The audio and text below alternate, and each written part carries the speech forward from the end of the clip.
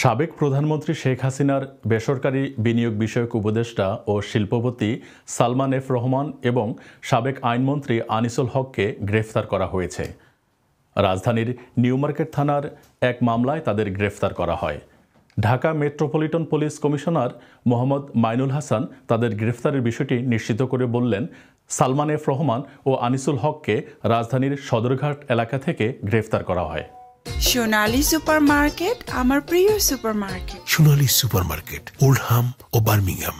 DMP commissioner জানান, Salman F Rahman ও আনিসুল হক পালানোর চেষ্টা করছেন। গোয়েন্দা সূত্রের এমন খবরে রাজধানীর সদরঘাট এলাকায় অভিযানে যায় পুলিশের একটি দল। সেখান থেকে তাদের গ্রেফতার করা হয়।